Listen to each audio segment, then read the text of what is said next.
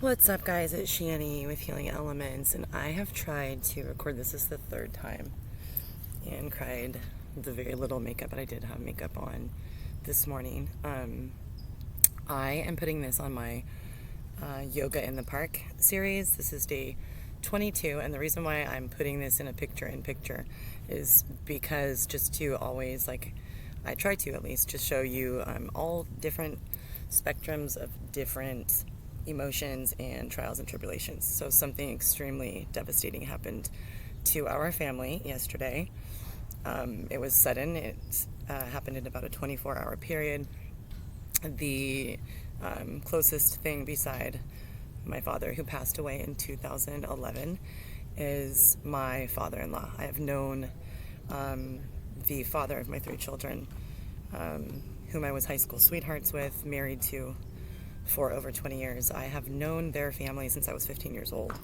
And Aaron's father, Marco, his name is Marco Diaz, may he rest in peace, passed away suddenly. He had a devastating, a massive stroke,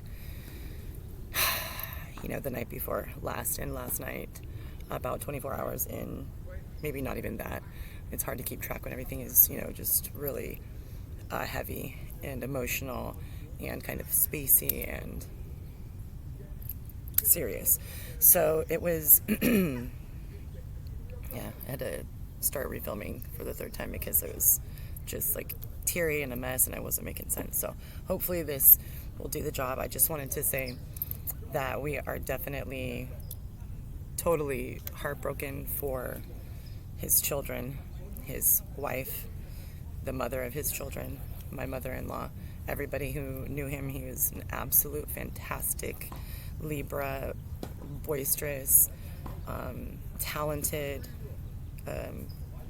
chef, could cook beautiful Chilean dishes, fun life of the party, kind, giving, always going out of his way in the past when my dad was alive to make him feel accommodated after his stroke. So this is just a big, huge, beautiful personality, a big shining light, one of those people like a Robin Williams or something, just someone who is always, you can expect good vibe and a good time when you come around this person. So Marco also leaves behind, my father-in-law was remarried years ago, and so they're quite young. I mean, young compared to me, but two of my sister-in-laws are in their 20s. And it's just devastating, of course, expecting this to occur in everyday life as I work through it and have been honest with you guys about therapy for 4 years. Digging in, I knew that because of the circumstance that he had a massive stroke. My dad had a massive stroke in 2005. I knew that due to everything, and I knew, my guides and spirit and my dad, they let me know, before I answered the phone to my sister-in-law, that he was coming home. This is the message I received, he was coming home.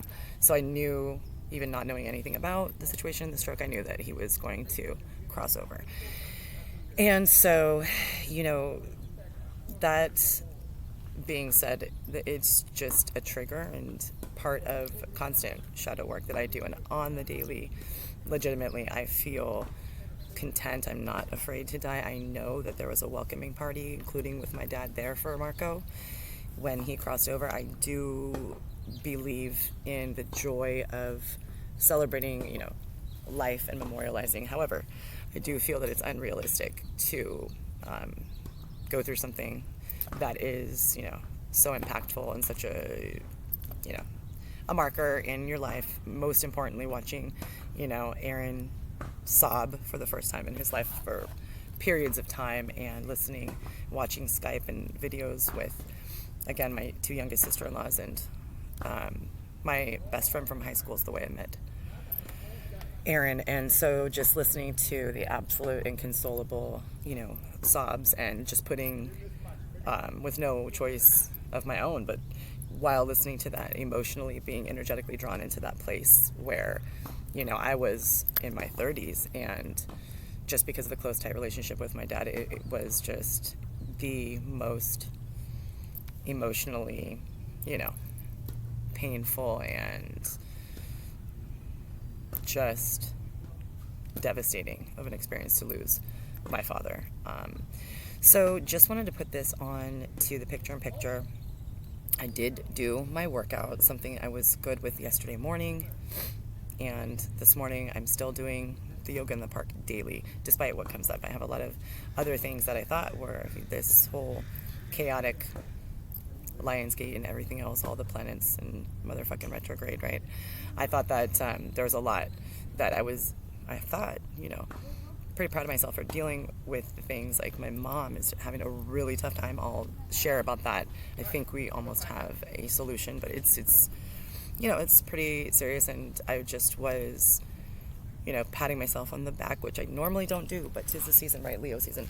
I was patting myself on the back for sticking to this whole self-love, self-care initiative, doing the yoga in the morning in order to be, a better assistance to people, especially when the unexpected traumas happen, like yesterday. We are still, if you can't already tell, we are still all zoned out. I remember this, it's not as severe as when my father passed, but definitely patches of our family in and out of, the spurts of crying and then laughing and memorializing, and then in general, just in and out of sleep in different times. And it seems like a month has gone by since yesterday.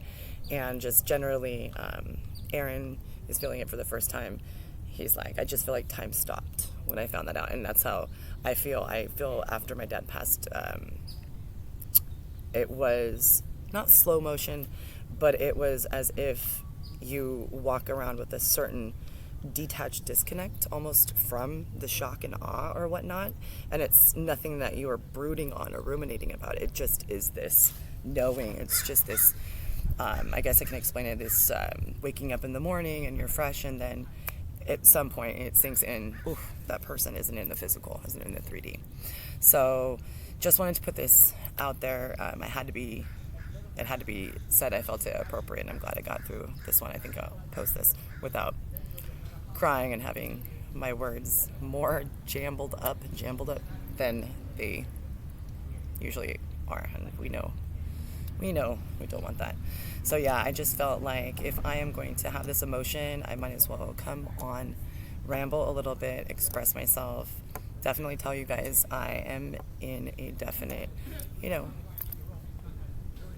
plateau. I am definitely capable. I feel more than giving to support Aaron and the family and honor my pain and mourning for him too.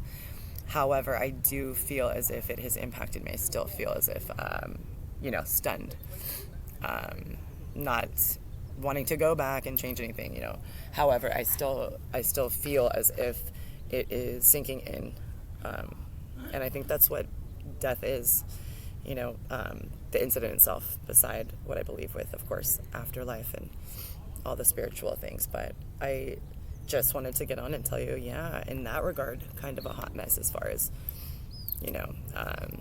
just tearing up on, no particular cue, and feeling as if I can't form eloquent words, and feeling a little bit spacey and unable to focus, but in a non kind of sporadic way.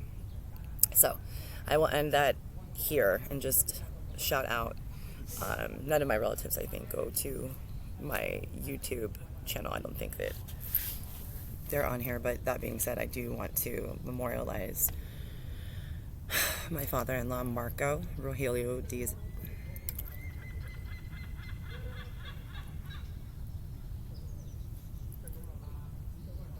Marco Rogelio Diaz is an amazing person, amazing singer, amazing bartender, amazing husband, amazing father, amazing brother, amazing son, his mother, my kid's great-grandmother. She is still alive in Chile. Amazing person. Creative, flirtatious, beautiful in spirit. And I know he sings with all of the loved ones that reunited with him. But Marco, you will be missed. I'm sending my love through the universe, as I have been, burning candles, everything like that, to all of his children, and to be particular, Kimmy, Kimberly, my sister-in-law, Erna, my sister-in-law, and Margarita, my mother-in-law, who were right there and found him at the house and had to deal with all of that really serious stuff and deal with some critical decisions regarding brain damage and life support. And it was, I'm sending them a lot of empathy, a lot of love, a lot of thought and intent onto this video. Also, Margie, that is his eldest daughter. No words need to be said. The Leo Pisces thing through the universe, and so much sympathy and devastation, because it's like when maybe you get into a pickle and you know how bad that it has made you suffer, and then you watch someone you love very much have to deal with it in the same thing. And it's kind of trippy. Her and I have always been insta besties, have all these similarities. My dad was diagnosed with terminal lung cancer on my birthday on March 14th of 2011, and he passed in the same month, March 26th, 12 days later. And so it's ironic because her father died on August 1st, and her birthday is August 4th. Her son's birthday is today, August 2nd. My children's birthday, August 9th and 10th, making it Aaron's, children. It's just intriguing, the synchronicities, even when you find with similar shared travesties.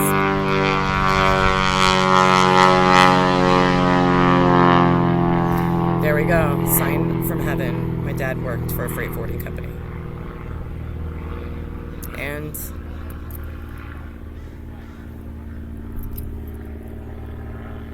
that object has wings, man-made nonetheless, but rest assured, both of those gentlemen have wings, and it is just a big loss and hot mess in the regard of being open and honest and kind of that spacey, stunned type of thing. Oh, look, the computer is like moving. Didn't even get windy. So anyways, guys,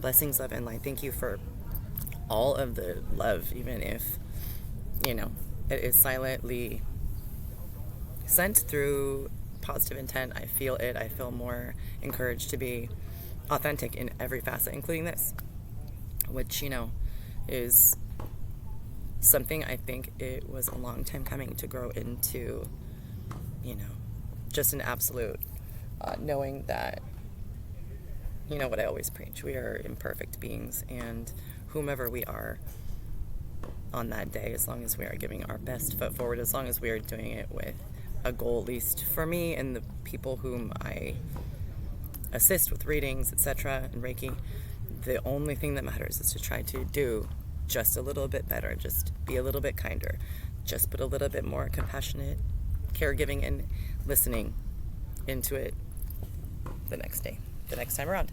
Blessings, love, and light, guys.